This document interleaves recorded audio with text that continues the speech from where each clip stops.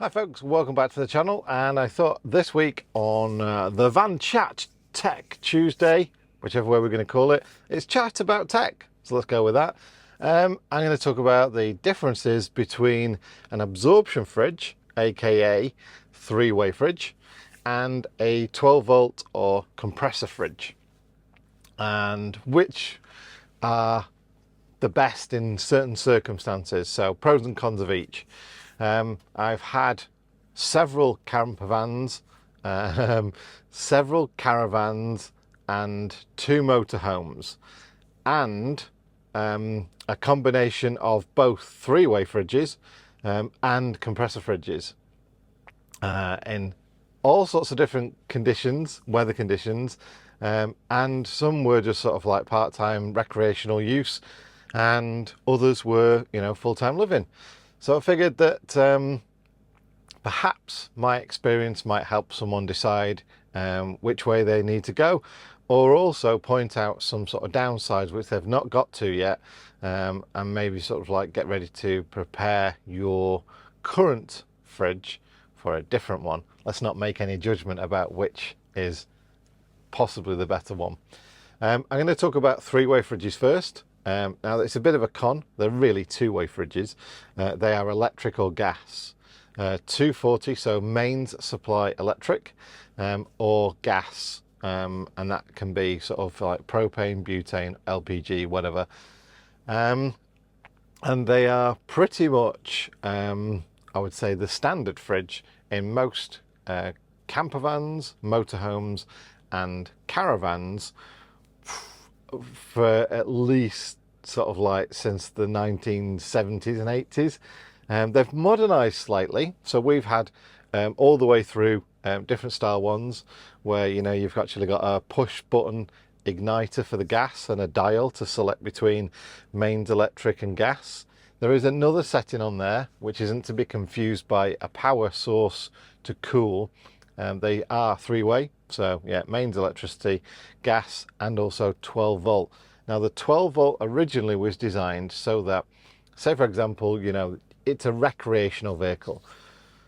You would plug in to the mains power in your house as you're packing your caravan or motorhome or campervan, ready for a weekend trip or a week's trip. So you'd plug in and you would get your fridge down to temperature, you would load it all up there, and then when you set off, you would turn the fridge to 12 volt so that an element of cooling was provided to the fridge as you were driving. It's never meant as a permanent solution. It takes around about 10 amps permanently, so it's not thermostatically controlled. So it would drain the average battery very quickly if you were to leave it on 12 volt permanently. And also it would only maintain a certain level of temperature, so it would never cool things that you put in there. So if you put like a warm bottle of liquid in there, it would never cool it. It would just try and maintain the fridge's current temperature, which I think the manufacturers are thinking would probably maybe 6 degrees ish, thereabouts. Different manufacturers have different kind of specs on that, so it's a bit difficult to work out the exact rate of cooling or cooling temperature. But like I say, the original ones were sort of dial controlled and very efficient and very quiet. And that is probably one of the plus points of the Absorption three-way fridges, is there's no motor in there.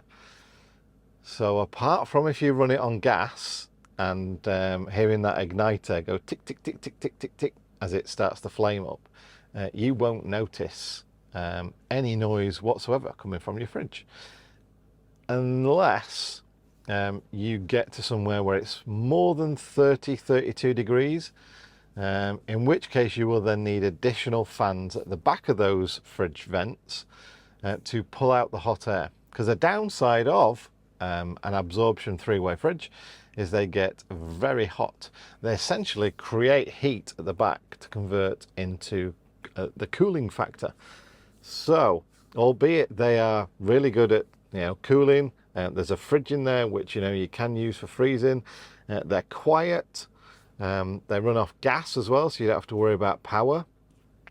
which is great if, you know, original intention was, you know, campsite, so you can hook up, run your fridge on electric, or, you know, if you go for a rally or whatever in the middle of a rally field, you can run them on gas for a few days, whatever. However, they are quite efficient at running on gas, so you could potentially run a three-way fridge on gas permanently. We did on ours when we were living full-time in the motorhome, and we had a three-way fridge.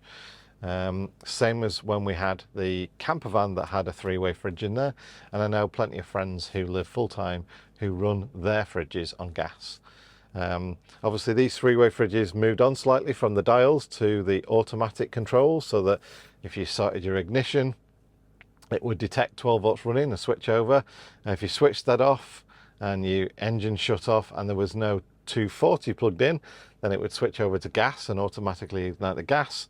And then if you plugged into a campsite, then it would switch over to 240. Reliability wise, I would say they are pretty reliable. The faults we've had were more on the control side, the switching side from the automatic, from the posh versions, whereby sometimes they just wouldn't fire up or they wouldn't detect the switchover or whatever.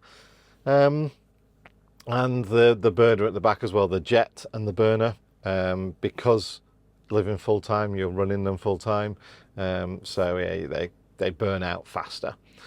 Another little downside of them as well, I don't know if you're aware, but the number one reason why you are told to level your campervan or motorhome so it's perfectly flat is so that the jet in the fridge, as in the flame, is vertical, because a flame will always go vertically. So if your campervan's on a bit of a tilt like that, the flame will go up, which actually isn't where it's intended to go, into the part of the fridge that it needs to get hot to convert into cooling. So yeah, if you don't actually sort of level your campervan, caravan, motorhome, essentially that flame could start to burn at the side. It will detect that mostly, and then just shut off, but then that doesn't help because it means you can't ignite your fridge. But yeah, predominantly that is the reason why we were all told to level our caravans, motorhome, campervans. Not really for cooking or for your drink on the side or things, you know, floating off down the table, or how you sleep in your bed, mainly because the flame, the jet in the back of the three-way fridge needs to be vertical, needs to be exactly right, so that it aligns up with you know, the whole process inside, that it can burn the chamber that creates the heat that converts the gas, that makes it all cool or freeze. So let's move on to 12 volt compressor fridges. I say 12 volt compressor fridges because I've known quite a few people who've got a domestic compressor fridge with the old analog kind of thermostat inside that clicks on and clicks off, and you can use that analog thermostat to initiate a remote switch on for an inverter, in which case then you could use a 240 volt compressor domestic fridge in a campervan environment with a small inverter and a 12 volt power pack. However, the other way is to buy a 12 volt compressor fridge. Again, the downside is that you are listening to a motor run with a fan on it as well. The motor uses the compression factor to create the heat, if you like, that converts the gas from warm air to cool air and cools the fridge down. The downside of that is obviously that it uses a little bit of power as the compressor's going and the fan's going. However, they are quite efficient. They only require a little bit of runtime, so a little bit of that power, and they're only taking around about 4.5 amps of power at 12 volts. So I've got a 90 litre compressor fridge. We had a 90 litre compressor fridge in the motorhome, and I would say it runs the motor for around about 5 to 6 minutes, and then is off for 25 minutes or so.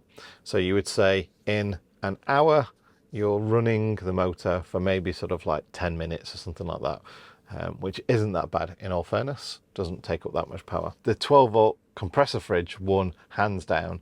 On our last motorhome we had the three-way fridge in there for probably about a year, as soon as you go abroad and it gets hot and sunny weather, or you park the wrong way where you leave that side of the van facing the sun, you do start to notice that the fridge will struggle to get anywhere near a normal fridge temperature, which is about 4 degrees C. And in some cases it would escalate up and up and up, and you'd be like 8 or 10 degrees C. Yeah, not great in all fairness. Now, as for styles of compressor fridges, again, I've had 3 different styles of those as well. So our first T6 campervan had a drop-in compressor fridge. Again, very efficient, quite quiet. Had about 40-ish litres of capacity, and you dropped everything in and then placed a lid over the top. And because you were dropping things in and lifting the lid, the cold air was still remaining, sort of cold down the bottom. It wasn't escaping like on a normal fridge. When you open the door, the cold air will drop to the bottom and drop straight out the door. So drop-in compressor fridges are quite good. However, the one that we had was about £1,000 and quite small. So when I did this camper conversion, I chose to have some portable 12-volt compressor fridges that also worked down to -20 degrees. I had one as a freezer and one as a fridge. The downside of those that I chose, I could have chosen more expensive ones, I guess, but they did seem to be very poor quality. So there wasn't much insulation around the fridge compartment, and also the compressor and the fan that cooled the compressor down were quite noisy. So that was, yeah, I lived with them as long as I could, and if you've watched my videos you'll work out what happened, and that is that I changed it for the current fridge that I've got, which is a 90 litre upright with a door compressor fridge, and this is pretty much exactly the same as the last one we had in the motorhome that we changed to as well. Plenty of capacity, like I say, brilliant at cooling. You can go and do your shopping, open the door, put your stuff in there, and it cools things really quickly. It will freeze things in the freezer as well, which are 2 things that the absorption fridges really struggle with. An absorption fridge freezer will take a lot longer to cool down the contents, and take a lot longer to freeze something that's in the freezer compartment as well. They are great at keeping things frozen in the freezer compartment, but if you were to put something in there, like a raw slab of meat or something like that, it will take a long time before that becomes a solid block of frozen meat, whereas the compressor fridge will only take a few hours and it's done. At the end of the day, it is exactly up to you. It's your choice for your camper conversion, your caravan, your motorhome, whether you sort of keep with the 3-way fridge that has been supplied in there. If it's a factory built one, predominantly they are still 3-way fridges. If you are in the middle of deciding that you're a bit unhappy with your 3-way fridge, that you do like to go to warm climates, the 3-way fridge doesn't work too well there. You've tried the fans at the back and that doesn't help, like I've tried, and you just fancy a compressor fridge, then I can say they are worth the money. Again, they are slightly more expensive than the 3-way fridges, but actually not so, if you understand that reliability wise and running cost wise, they're much cheaper in the long run. Why do I say that? Well, predominantly if you're off grid and you're running a 3-way fridge, then yes, you could choose to have it on an inverter. It's going to take a lot of power to do that, but predominantly people will use it with gas. Obviously, you got to pay for gas, whereas a 12-volt compressor fridge is just going to run off your 12-volt system in your van, which get its charge from solar or while you're running the engine. So essentially, it's kind of just, it's being powered by energy that you're collecting along the way. Free energy, as I like to call it, although some people do sort of like argue against that because you've had to pay for a solar system or you've had to pay for the diesel in your engine. But yeah, essentially you're collecting free energy, surplus free energy to power your 12-volt compressor fridge. So yeah, in my view, 12-volt compressor fridge for the win. But I know a lot of people out there that will stick to whatever's been provided in their campervan, caravan or motorhome, and that is a 3-way fridge. So like I say, if you just stick to the maintenance tasks, make sure that you do park on the level as much as you can, Check on the jets at the back. They're quite easy to access just through one of the little lower panels, the lower vents. Make sure the jets are running okay, and do make sure it's cooled as much as you can. Like I say, you can buy the fans that cool it down. They will help to a degree, no pun intended, but they're not the total answer. If you like your sun, if you like to be warm, then a compressor fridge is probably your best answer. But anyway, that's my opinion. That's my findings over the years of doing all this. I just thought I'd make this video to share my thoughts so other people out there would know if they were going to go down the same route. You know, should they replace their three-way fridge that's ailing or creating problems or not working correctly with a compressor fridge, and what our compressor fridge is like, you know, to live with every day. Then now you have this video to keep a check on it. Right, if you've got any questions, obviously do ask in the comment section down below, and I'll let you know my thoughts on those, if I can at all help you out. But other than that, take care, and I'll see you on the next one. Bye, folks.